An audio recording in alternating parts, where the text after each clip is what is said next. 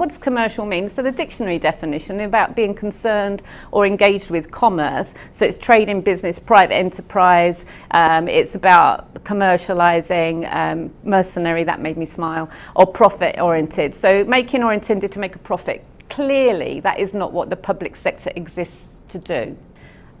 So then what does commercial HR in practice mean? That's another question that I asked myself before sort of embarking on this. And so here's a point of view from Professor Dominic Swords from Henley Business School. So he says being commercial is about being able to answer a series of so what questions from about the organisation from a business rather than an HR perspective. And he's also commenting, and I think this is right, that a trend in the past 2 decades, it says, has been to seek ways of introducing commercial methods into government and not-for-profit organisations.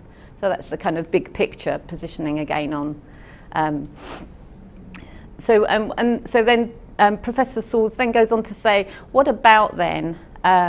What does this mean for government and not-for-profit sectors? So I won't read the whole thing, but basically it says, you're not operating in the same market as where you would have shareholders. You've got different stakeholders, and even if you're delivering a service, it's a quasi-market, so it's not about generating money. So and it's not that then you can't use the commercial model of value creation, just pausing on that word value, creating value, that's not irrelevant, but it's richer and complex in terms of meeting the needs of different stakeholders. So that's again a kind of, you've got multiple stakeholders, and I know again in the private sector you often have multiple stakeholders. So just saying, you're only there to deliver shareholder value isn't true either.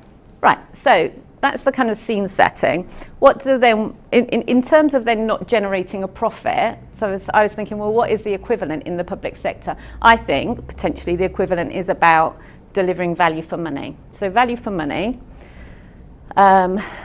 In the government world, so not in the whole of the public sector, but in the government world, value for money is assessed against the criteria that the National Audit Office set. And it says that that's all about creating value out of the government spending, so all of the tax that comes into the public purse needs to be spent in a way which creates value for money. So what on earth does that mean? And the National Audit Office says that means about spending money in a way that is economic, so it minimises the cost of resources, so that means you spend less, it's efficient, so it's about spending well. It's the relationship between the output of goods and services and the resources to produce them, and effectiveness, so are you spending wisely? So that's what they say. And then if you then, this again is a National Audit Office diagram, says then if you're commissioning the service, and I'd say you're commissioning or a service, you're commissioning a service provision, or you're buying something essentially, and whether or not you're buying in HR a new payroll system, or you're working out your commercial arrangements with your recruitment providers, or you've got your organisational lens on and you're saying, the organisation is about to embark in a partnership or buy something from an organisational perspective where HR might have an input.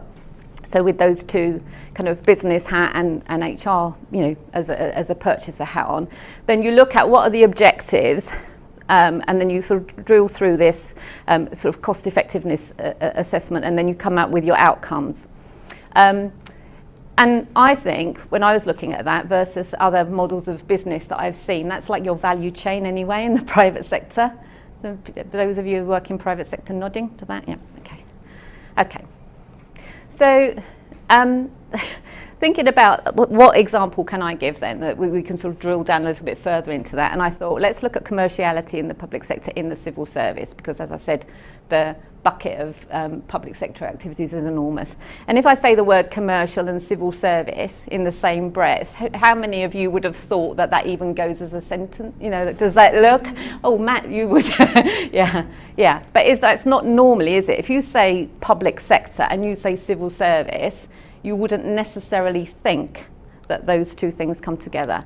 So let me just say that this is the civil service framework where it has its set of values and it focuses its competence-based framework on these things. And you'll see here, in delivering results, it has got achieving commercial outcomes and delivering value for money. So it sees that being a key plank of what it's looking for from its leadership, from its staff. So if you drill that down again to, another example of that, the competency framework. I'm not a massive fan of competency frameworks, but it's a good way as any of looking at sort of organisational values and what it means in practice. So how do you operationalise what that means?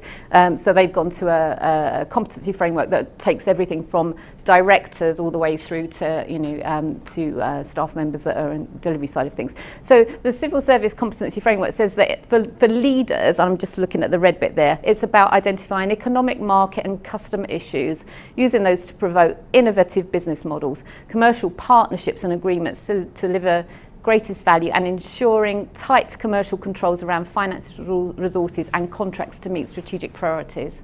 So those of you that are in the private sector, that's very similar, isn't it, to what you would see as being your kind of commercial statement of intent. So about partnerships, about using business models, it's about innovation, it's about control of finances and resources. And I'm not going to read all those, but again, this is sort of drilling down a bit more. This is lifted from the director level set of competencies. So if you look, for example, fourth bullet point down, it says it's commissioning behaviour for director level is about commissioning strategic commercial relationships with delivery partners using influencing skills. Next one down, this is directly to the HR functions in the public sector. Ensure that all staff have appropriate levels of commercial awareness while creating and embedding an organisational culture that supports this. So there's some direct things that you can read into, and there's some leadership things, because this is about HR leadership